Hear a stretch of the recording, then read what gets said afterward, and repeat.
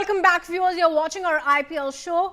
Rajasthan Royals have kept their playoff hopes very much alive with a commanding victory in last night's match in a high-scoring thriller at Jaipur Savai Mansingh Stadium. Rajasthan Royals chased down a target of 221 with ease, defeating Lucknow Super Giants by 7 wickets in just 19.1 overs. LSG posted a strong 220 for 5 in 20 overs, powered by Mitchell Marsh's explosive 96. The Rajasthan Royals teenager sensation Vaibhav Suryavanshi stole the show once again with a breathtaking 93 of just 38 balls, earning player of the match. Dhruv Jurel provided solid support with 53 as Rajasthan Royals cruised to 225 for 3. This win has boosted RR's chances of making it to the playoffs. And to discuss this and take it forward, I'm being joined in by cricket scholar Sunil Yash Kalra. Sunil, take it over. Well, thank you very much. Well, yesterday, if you remember, our colleagues, especially David Brooks and Todd Frisbee, wanted Vaibhav Suryavanshi show. And they actually got it, and what a close match it was. To join me in this discussion, I'm joined by John Nyambu, the former Zimbabwean off-spinner of great repute, who's now in England, and also our friend and our colleague, David Brooks, who joins us from his picturesque house in Oxfordshire. David Brooks, welcome to the show. You asked for Vaibhav Suryavanshi and you got it. We certainly did. Oh, we certainly did, Sunil. Hello to you and hello to John. Yeah, we found that, what we called for yesterday, we said, look, it's time for Suryavanshi to really show his maturity. And look, he did, even after a slow start. He then accelerated with a display of 6 hitting, which was quite simply breathtaking. I mean, this guy is quite exceptional. You know, it's easy, perhaps one could say, a once-in-a-generation talent. I mean, for a 15-year-old to come out and do this, he's already broken Chris Gale's record of 6 hitting for the Rajasthan Royals, which is astonishing. And yeah, I mean, he could have been run out on 92 as it was. He was out for 93, but at that stage, the game was more or less won. And, you know, we talked about the need for him not just to show those flashes of brilliance, but to put it across a major innings. And this is the second time. I mean, he deserved another century for the way that he played. And, you know, we talked about Mitch Marsh being so potent, and we said, look, one of the Rajasthan Royals needs to match what Mitch Marsh has done. I mean, Mitch Marsh again continued his great run of form with 96. But you'd have to say that Suryavanshi's innings was superior to that, because, you know, it was done at the end. It was a faster rate. He didn't get bogged down towards the end, which perhaps Marsh did slightly. Exceptional innings from a once-in-a-generation talent. Well, absolutely. We've said that enough. Once-in-a-generational talent. We'll come to Vaibhav Suryavanshi specifically later in the program. But, John, 220, 222 is also not safe in today's T20 cricket. Are you dismayed, afraid if you were to bowl today in this time and age? I'd like to say this is madness, the type of cricket that is being played nowadays. I mean, I remember when we used to play 50-over matches with a 15-over power play, and when you scored 200 runs, you felt you could defend it. But now 200-plus runs in 20-over cricket is now something of, well, batters are thinking, oh, yes, it's just 200. Yes, we can hit the ball. And they're just coasting it through. So, yes, as a bowler, it's unfortunate that we're on the backlash of that. But also, it just goes to show that as bowlers, you need to now have the necessary skills to be able to adapt to batters that are going to bat the way Suryavanshi did, the way Mitch Marsh did, the way all these IPL guns are doing. And it's just a good thing for the spectator, because that's what cricket was missing. You know, even in Test cricket, people are going at a high strike rate. So the entertainment factor is back in play, and the crowds are banging, and everyone is enjoying. The players are being challenged, but ultimately, at the end of the day, cricket is fast becoming a winner in all this. Well, when you look at the power versus fearlessness, what you see on your screen right now is you had Mitch Marsh as well. He built it on that particular part, and then well, Suryavanshi comes and breaks it. But in between that, you had the LSG's power surge. Uh, John Nimbu, do you want to talk about a little bit about LSG's power surge on the match yesterday? I think like what David Brooks said earlier, that Suryavanshi wasn't bogged down. He could take his time because he knew that he's got that power to be able to hit at the end. Mitch Marsh, same thing. All these batters, I think, not only for Lucknow, but for every modern day batter, I think they know that they can block out a few dot balls, they can nudge the rotate the strike here and there, but they've still got the explosiveness to be able to take on the boundary. I mean, I like referring to how cricket was back in the day, where if you got out as a batter trying to hit the ball over a fielder on the boundary, the coaches will bollock you. But nowadays, it's so easy for these batters to clear the boundary so freely, 10 rows back, 15 rows back, with mid-on, off, mid-on back, mid-off back, sweeper, cow corner. I mean, it's such a marvel to see the modern day cricketer being able to do that. So that power surge, it's not only for Lucknow Super Giants, but I think for the modern batter, if you are to be able to be picked for these franchises, if you are to be able to be picked and be effective for even your national teams when you play. So I think that's the most important thing now that the batters should be able to exploit in this current day and age. Well, absolutely. Before we start the session on Vaibhav Suryavanshi, I'd like to get in David Brooks. David Brooks, were you happy with Joshua Archer in the overall IPL? I mean, I actually thought Jofra Archer was a bit unlucky in his first over. He did beat Mitch Marsh for pace.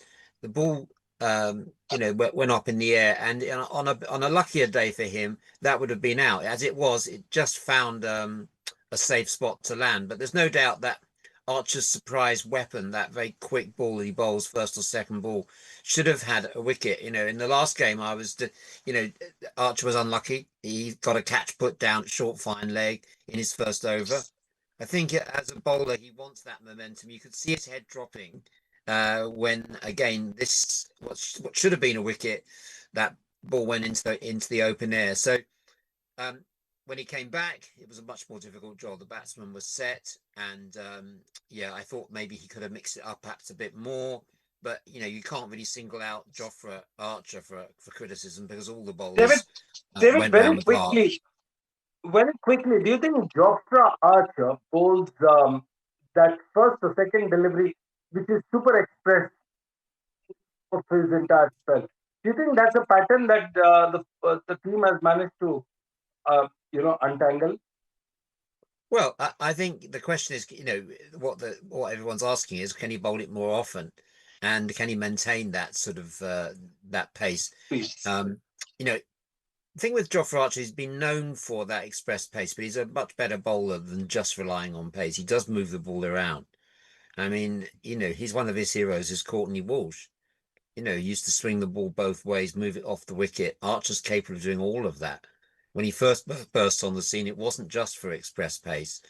But on these wickets where they don't offer anything to the batsman, I mean, I agree with what John's saying, that as a spectacle, the six sitting on the run scoring, is great for spectators, but got to give bowlers something, haven't you? You've got to give them something to work with, because that's when the game comes into its own, when there is a true test between bat and ball. And I just think that last couple of games Jofra's played, he's been on wickets that haven't really helped him, and with a bit more luck, we might have seen a better performance from him. Well, absolutely. In a stunning display. Moving on to Vaibhav Suryavanshi, in a stunning display of power hitting, 14-year-old sensation, Vaibhav Suryavanshi stole the show in yesterday's IPL match. Against Lucknow Super Giants, the teenage prodigy smashed a breathtaking 90 of 38 deliveries, 93 or 38, lighting up Savai Madhav Singh Stadium in a fearless manner and helping Rajasthan Royals chase 121. David, I've asked you enough. What is your memory of hitting the first six in any of a recognized match? Let's put John Nyambu in the spot and ask John, when was the first time you remember hitting a six in a county or a division match? I don't need many sixes, so yes.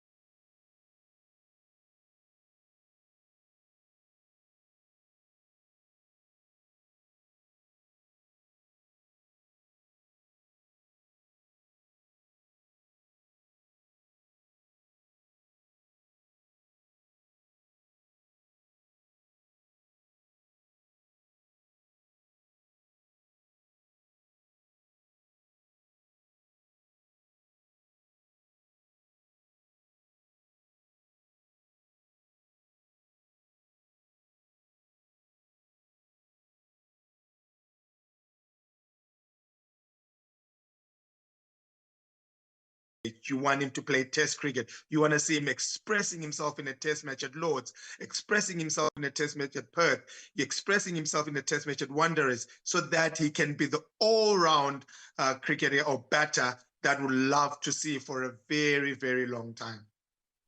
Absolutely. John, you're also a coach, and you've got a son who's bowling at the matches. If you were to tell your son, when you bowl Vaibhav Suryavanshi, what kind of advice would an international bowler like you give to his son facing Vaibhav Suryavanshi?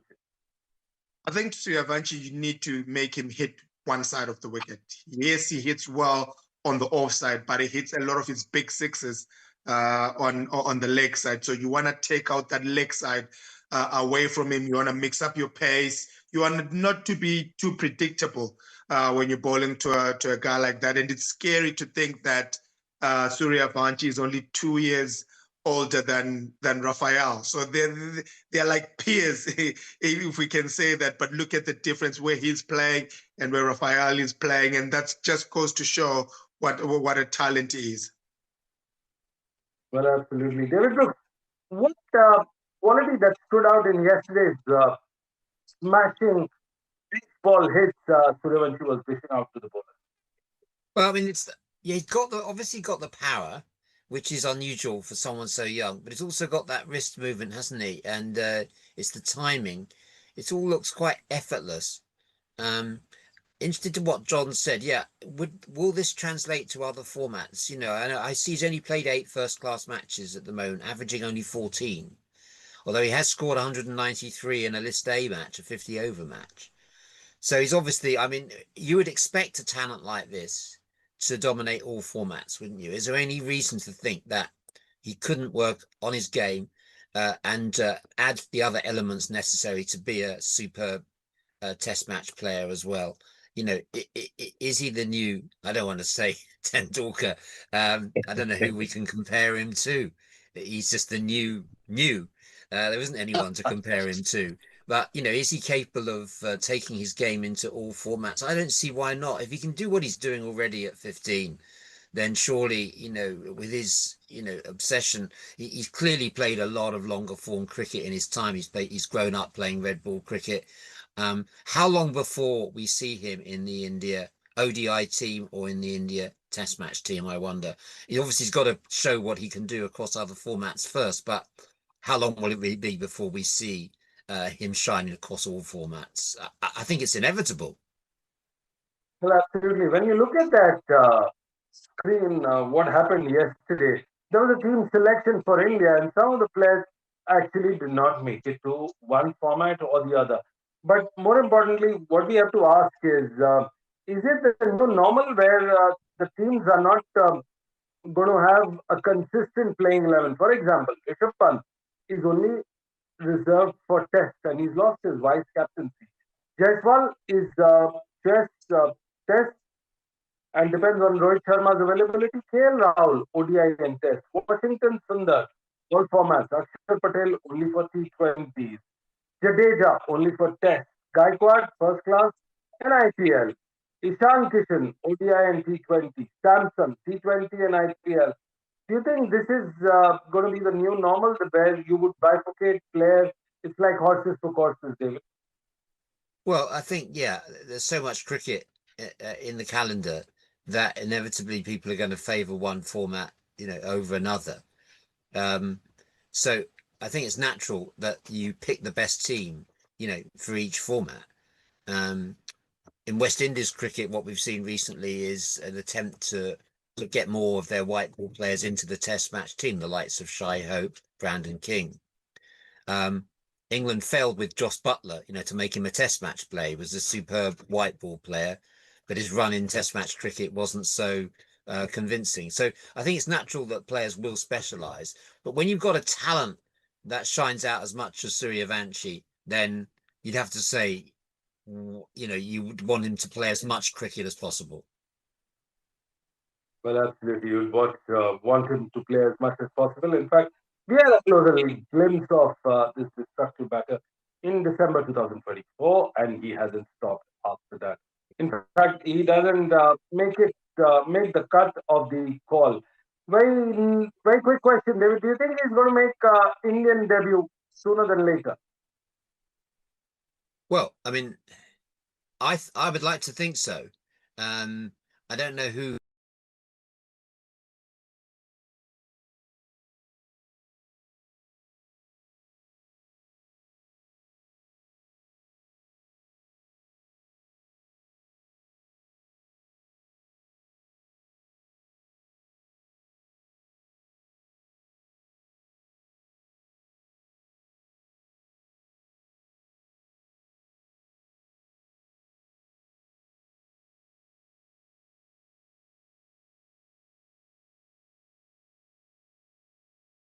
leave him out now. Well, absolutely. You can't keep him out now. John Niambu, today we have another match coming up, which is very important, and it's your Mumbai Indians versus KKR, the pre-match discussion we are here on, and it looks very interesting right now. Uh, Kolkata Knight Riders are still alive, but are hanging by a thread onto the match for the IPL playoff. If they were to win, things look good. But what's your opinion of the match today?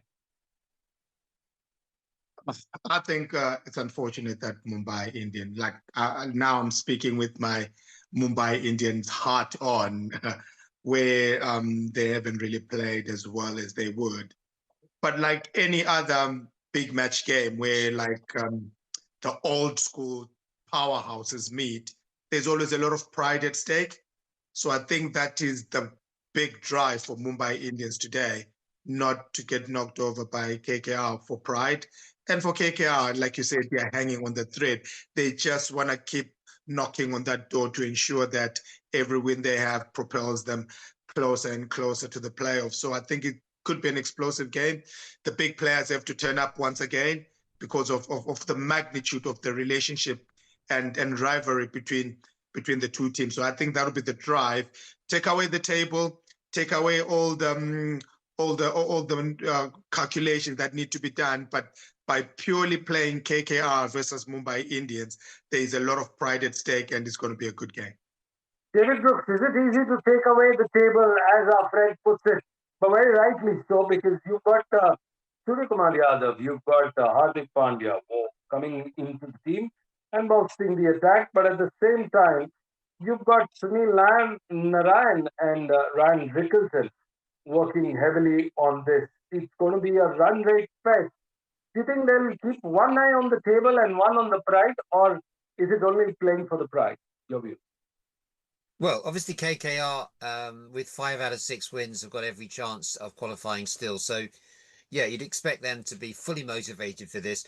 Look, for Mumbai Indians, I'm sorry to hear that John has a Mumbai Indians cap, because you might want to hide it later today if they finish stone last. They won't want to finish last. They're going to be powerful motivation to avoid that ignominy of being at the bottom of the table. Given the players they have in their team, given the success of Ryan Rickelson this year, he scored over 400 runs, and he's a strike rate of over 180. So you've got Sharma back in the team, you've got Sky, you've got Hardik playing again today. There is a lot of pride at stake, and they won't want to finish stone last. But KKR are on a run, and Narayan has shown how skillful he is. Chakrabarti is back today. I hope that Patirana plays. I know that he's had an injury doubt over him. If not, they'll probably give John's countryman, is it Mazrani? Yes, thank you, the opportunity today. They've got a good, solid team there, KKR. They're on a run. I would expect them to have the edge today, but pride can really help boost a performance. Well, that's very important. Now we move on to another section, which is very interesting, and this is the last segment. Kolkata Knight Riders are still alive and hanging by a thread in the race for IPL playoffs. Currently placed at 8th with 11 points from 12 matches. We're looking at the possibilities of them making to the playoffs, which looks absolutely impossible at this point of time because of various factors. If you were to look at your screen right now, what you see are what are the scenarios. Remote, they've got 13 points. If they were to win, the run rate is really lagging behind net run rate. If they were to win, this is the best chance. They will perhaps between 22 and 28% make it to the playoffs. Otherwise, it looks like dead and over. John Yambu, is it a sad end to a great team that bore the testament of winning the trophy in the last 2 years? KKR. This tournament's ebb and flow, unfortunately, and for the traditionally strong teams, it hasn't been like that. So what they can only do now, especially for KKR, is focus on this match. Yes, the pride, yes, the table is there, but win this match and see what happens next. Another opportunity may present itself. Win the next match. So you keep taking it game by game, giving yourselves, giving the squad an opportunity, and also that everyone in the squad has to understand that at this point in time, you have to be ready to play your role. Whenever you're called upon, whether you've played one game, whether you haven't played a single game, but whenever you get that call, especially at this point in time in the season, you have to make sure that you come and execute your role. You're playing for your life. You're playing for your part in the team. You're playing for the team progressing to the next stage. So it's important that everyone is switched on, and KKR just take it one game at a time. Execute, execute, and execute. Well, the second scenario, what you see on your screen, is a very realistic thing that our team has managed to put together. David, win both the matches against PDKS, and RR drops points in the net run rate boost. Qualification chances on a good day is 12 to 15%. And the third scenario is win only one match, reach 13 points, and then leave it for God to decide. I mean, isn't it shame for a great team to be just waiting and hoping for others to fall so that they can climb up? Well, North London was celebrating last night. They had to wait for the result of Yes. another match before Arsenal could celebrate their first title in 22 years. North London erupted last night. They had to wait and watch what happened in the Bournemouth Man City match. Yes. So they were powerless to do anything about that. So, in the end, you have to, as John said, you have to take each game and say we're going to perform best. All the calculations, the mathematics involved in who's exactly going to qualify and what KKR have to do is secondary to putting on their best possible performance today. You can only beat the team that's in front of them. And David, I just won't going say back for last night's win for Arsenal, do you think Piers Morgan, the television czar, would be delighted after decades of misery and pain? Well, yes, Piers Morgan has already shown his I think he was smoking a celebratory cigar today. Our own Prime Minister, of course, Keir Starmer, a little bit under attack, but he is a lifelong Arsenal supporter as well. The fact they've been coming from all over the place, you'd be amazed how popular Arsenal are. Probably the second biggest fan base in the UK. So 22 years of hurt. And my God, they were celebrating. North London was rocking until about 5 a.m. This morning. So yeah, everything comes to those who wait. And could we see KKR squeaking through and then holding the trophy up at the end of? Well, it's a long shot, isn't it, at this stage? But they've got to stay in the game, and to do that today, they have to put in their best performance against the Are you Mumbai watching Indians. the spinner duo, KKR, Chakravarti and Sunil Narayan? What's your take on those? I think Chakravarti's been slightly underwhelming in recent times. In the World Cup, people I think beginning to pick him up, and work out how to read him. I mean, John will know a lot more about the art of spin bowling than me. But as for Narayan, he still seems to have that holdover batsman. They don't seem to be able to get after him, and I don't know what it is, his action or amount of variations or whatever. How can he still be a mystery after playing for as long as he has? Well, that's a good question. Well, that's all we had time for. The show is called Cricket. I thank both my guests who joined us talking about not only today's match, but also Arsenal's victory and Piers Morgan's big year-to-year smile. Well, this is Sunil Escalda signing off and requesting you not to change the channel. We'll be back after a short commercial break. Don't go anywhere else.